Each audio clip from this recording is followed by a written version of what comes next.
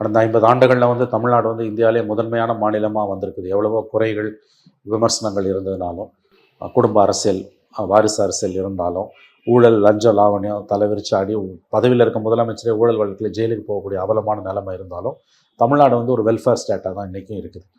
நித்தி ஆயோகோட மோடி கவர்மெண்ட்டோட நித்தி ஆயோகோட கால்குலேஷன்லேயே முதல் 3 மாநிலங்களில், முன்னேறிய மாநிலங்களில் தமிழ்நாடு இருக்குது.